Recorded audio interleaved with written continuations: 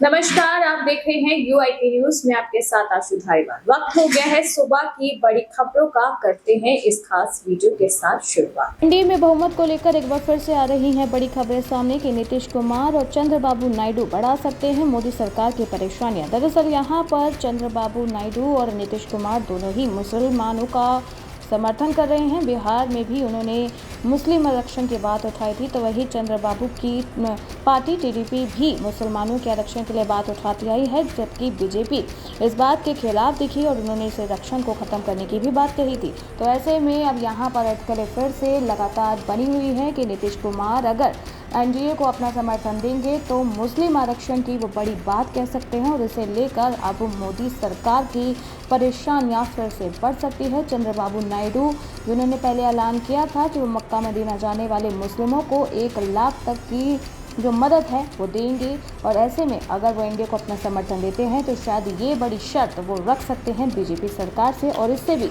अब जो है मोदी और सरकार और पूरी एनडीए की परेशानी बढ़ सकती है। बॉलीवुड क्वीन व हिमाचल प्रदेश के मंडी की नवनिर्वाचित भाजपा सांसद कंगना रनौत को चंडीगढ़ एयरपोर्ट पर थप्पड़ जड़ने की चर्चा अब सीआईएफ महिला कांस्टेबल कुलविंदर कौर को भारी भी पड़ रही है, और इसी के साथ कपूरथला के गरीब किसान की ये बेटी अब काफ़ी सुर्खियां भी बटोर रही है। इस घटनाक्रम का मीडिया के जरिए पता चलने पर जिला कपूरथला के सब डिवीजन सुल्तानपुर लोधी के गांव मंड माहीवाल का पूरा परिवार कुलविंदर कौर के समर्थन में उतर आया है।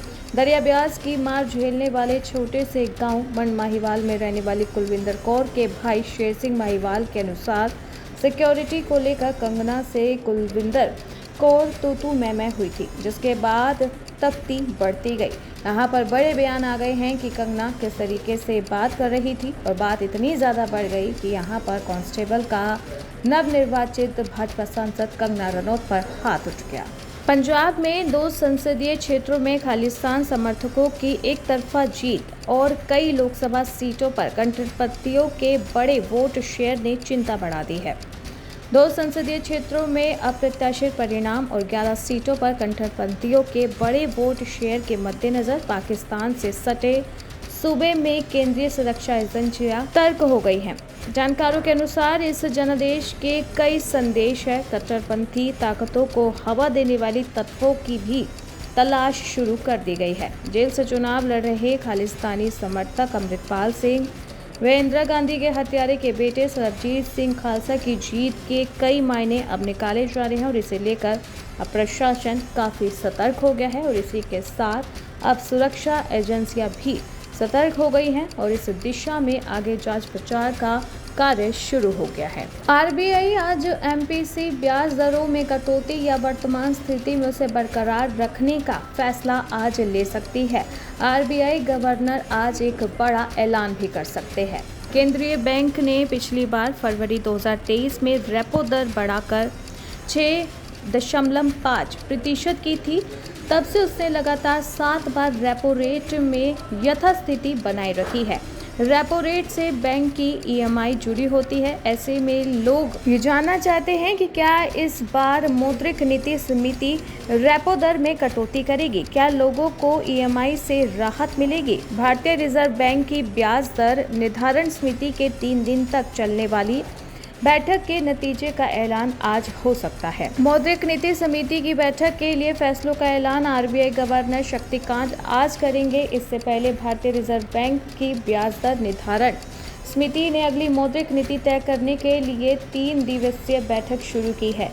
ये बैठक 5 जून से शुरू होकर 7 जून तक होनी है। जानकारों का मानना है कि केंद्रीय बैंकों की ओर से इस बार की नीतिगत दर यानी कि रेपो रेट में कटौती की संभावना नहीं है, क्योंकि मुद्रास्फीति यानी कि महंगाई अभी भी चिंता का विषय बनी हुई है। एमपीसी रेपो रेट में इसलिए भी कटौती से परहेज कर सकती है क्योंकि फरवरी 2023 में जारी 6.5% की उच्च रेपो दर के बावजूद आर्थिक विकास दर मजबूत बनी हुई है। राम मंदिर वाली अयोध्या में भाजपा की हार की गूंज देश के साथ पूरी दुनिया में है। राम भक्त लोकसभा चुनाव के आए नतीजों के बाद लगातार तानों के शिकार हो रहे हैं। एक बड़ी रिपोर्ट आ रही है सामने। उन्हें विश्वास ही नहीं हो रहा कि ऐसा भी कुछ हो सकता है कि अयोध्या से ही बीजेपी की हार हुई है। ऐसे में वे रामनगरी में रहने वाले अपने रिश्तेदारों और मित्रों को फोन पर उलाहना दे रहे हैं। चुनाव परिणाम आने के 3 दिन बाद ही ये दौर जारी है। सोशल मीडिया पर तो खैर अयोध्या वासियों पर तंज कसने में कोई कसर नहीं छोड़ी है। ये तंजबाजी अब लगातार चल रही है। बड़ी रिपोर्ट, बड़ी अपडेट आ रही है सामने कि किस तरह से राम भक्तों को किया जा रहा है टारगेट, किस तरह से रिश्तेदार अब उन्हें दे रहे हैं तंज, किस तरह से कॉल और SMS के जरिए लगातार उन्हें कहा जा रहा है बेवफा। सोशल मीडिया का इन्फ्लुएंस कुछ इस तरह से बढ़ा है कि लोकसभा चुनाव 2024 के परिणामों के बाद अयोध्या से ही बीजेपी की हार अब कहीं न कहीं राम भक्त के जी का जंजाल बनती जा रही है। नासा से बड़ी खबर, स्पेसएक्स के ताकतवर स्टारशिप रॉकेट ने परीक्षण के दौरान अपना पहला स्पेशल डाउन हासिल कर लिया है। यह है प्रोटोटाइप प्रणाली के लिए मील का पत्थर साबित होगा, जो कि इंसान को मंगल ग्रह पर भेजने की काफ़ी मदद करेगा।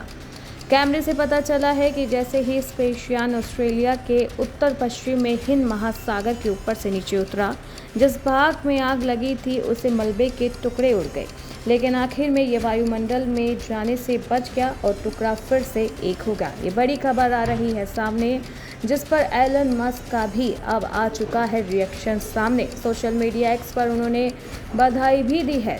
स्पेसएक्स के CEO एलन मस्क ने एक्स पर ट्वीट करते हुए लिखा, काफ़ी नुकसान और एक फ्लैगशिप के क्षतिग्रस्त होने के बावजूद स्टारशिप ने समुद्र में सॉफ्ट लैंडिंग कर ली। आज अंतरिक्ष यात्रा में मनुष्य के भविष्य के लिए ये एक महान दिन होने वाला है। बॉलीवुड की तरफ रुख करें तो किस तरह से बेटी अनन्या पांडे के एक्स आदित्य रॉय कपूर पर चंकी पांडे ने अब किया एक कमेंट और कहा कि वह बेहद ही बोरिंग है। अपनी बेटी के एक्स आदित्य रॉय कपूर को बोरिंग कहने पर अपने फैंस की नज़रों में अब आ चुके हैं चंकी पांडे, जिसके बाद लगातार उन्हें किया जा रहा है ट्रोल। दरअसल एक एड शूट हुआ है जिसमें चंकी पांडे आदित्य रॉय कपूर के साथ दिख रहे हैं। येलो कलर की टी-शर्ट में यहाँ दिख रहे हैं और आदित्य रॉय कपूर जिनकी टी-शर्ट को लेकर चंकी पांडे कर रहे हैं कमेंट और उन्हें बता रहे हैं बोरिंग। अब किस तरीके से फैंस को मिल गया है मौका और फैंस यहाँ लगातार